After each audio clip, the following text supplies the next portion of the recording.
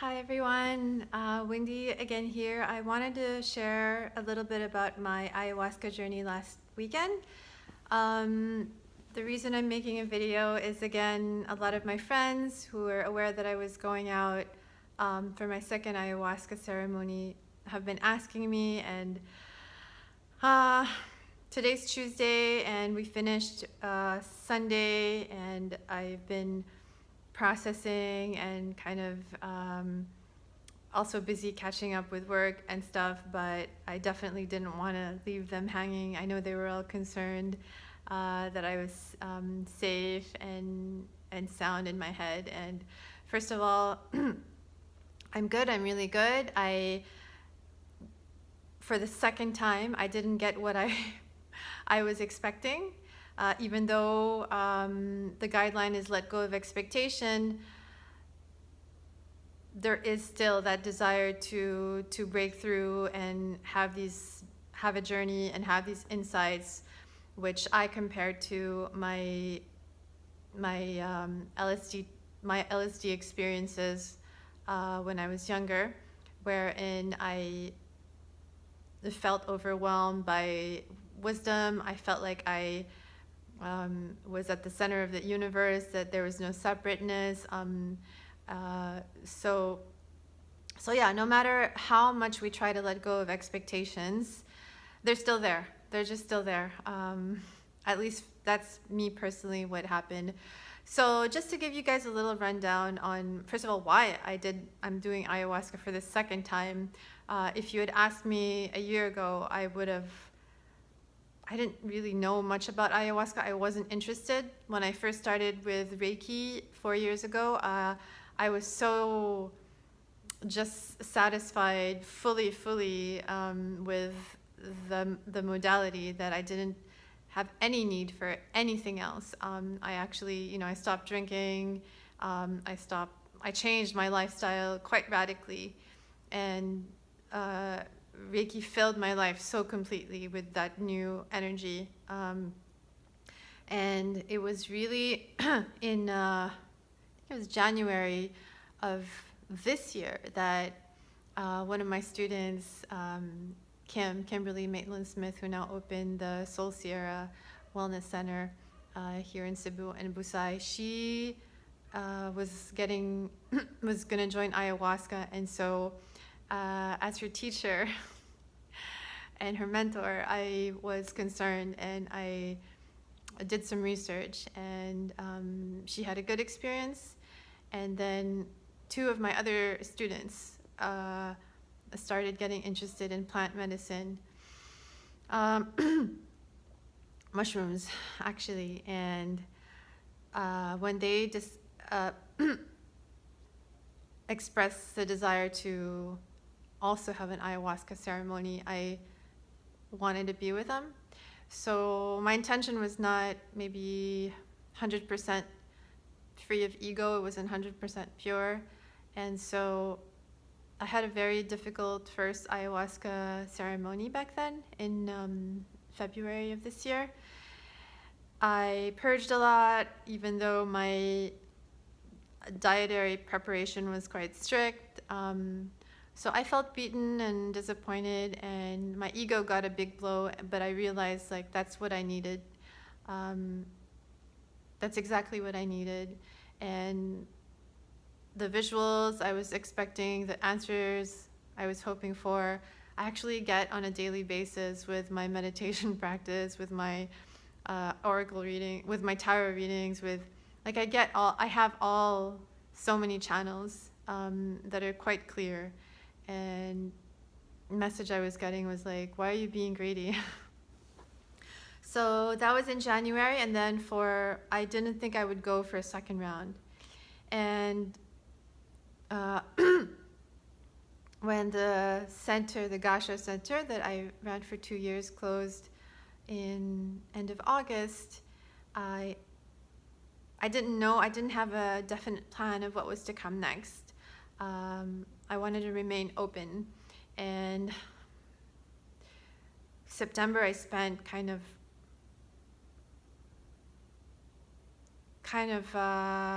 not doing just being and processing, and I didn't realize I needed that time. Um, so lots of reflection.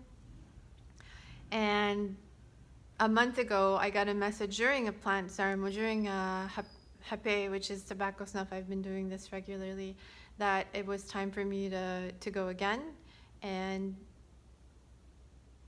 to help me find alignment, to help me. There's been a bit of a disconnect between my purpose, my soul journey, and my manifestation. So I needed to, which is, I know I'm in this, like, life is always in a cycle of creation, implementation, destruction. So I know I'm not impatient, I'm not worried, I'm not overly anxious. I'm a little antsy because I'm kind of in that in-between phase, that limbo phase that's uncomfortable. And I know my lesson right now is to rest in the discomfort, which is really the theme of my second ayahuasca ceremony. So the first night, I had a lot of fear. I had a lot of fear from the physical pain I endured in February. And so that became my main focus, and that became my main experience. And so it took a lot of,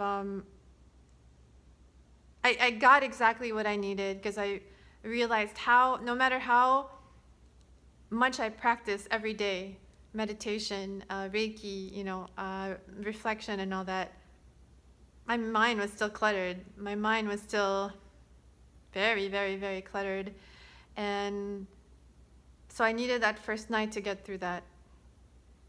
Again, a very humbling experience. And then by the second night, I was able to focus more, which enabled me to hold down the medicine. So the medicine is brutal. It's hard to describe if you haven't, at least for me. So how do I say this?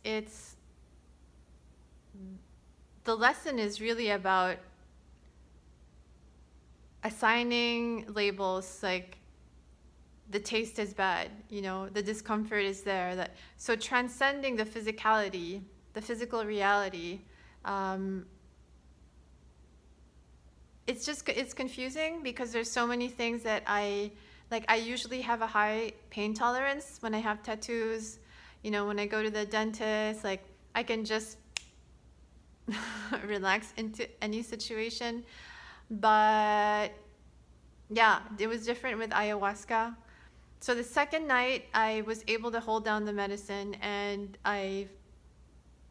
we took it in 2 parts because of the local variety that we're using can't be combined. The DMT has to be taken separately. And when I took the DMT on the second night, I felt it very powerfully in every cell of my body. And I found myself at a gate, beautiful, beautiful gate,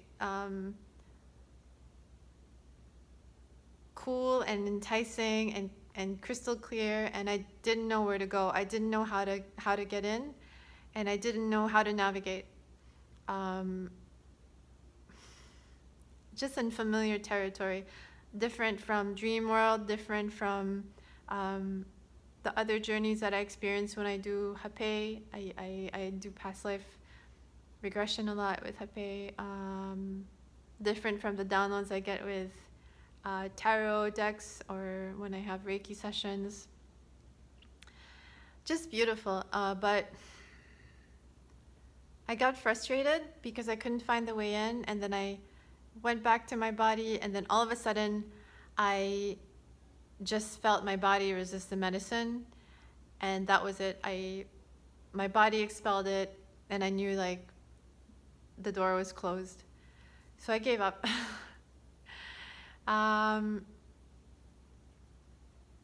So yeah, that was, of course, that's just a small part of my experience, because the whole ayahuasca experience starts weeks before, during preparation. Like, why are you doing this? Why, the the sacrifices involved, like not only in terms of food, in terms of, you know, there's no sexual activity, there's minimal stimulation, different types of stimulation. So it's really an opportunity for self-inquiry, reflection, like why am I doing this? What's my priority? What do I want to get out of it? And then being out in nature, overcoming the hardships of the campsite. You know, there's no running water, and ayahuasca is also dubbed La Purga, which is the purge, which involves not only vomiting, but also going to the bathroom. So yeah, going through that, stepping out of your comfort zone in a physical sense, knowing that you can do it. Yeah, pretty good.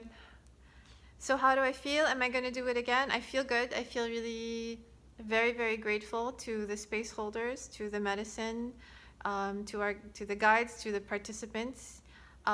Beautiful people always. So much love felt. Nature holding us. I'm really looking at Vipassana now as a next step. That's where I'm called, but I'm not going to close the door, simply because in February I didn't think I'd do another round of ayahuasca, and here I am doing it 8 months later, so who knows.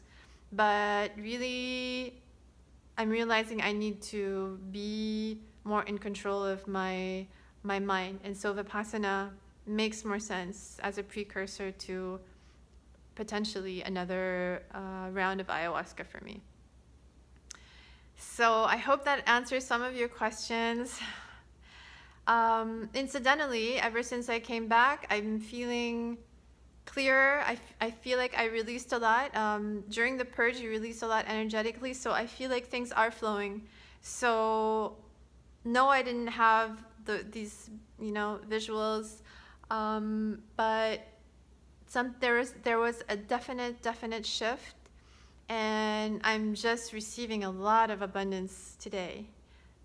A lot of beautiful synchronicities unfolding. And yeah, just really grateful for that. And thank you guys for listening.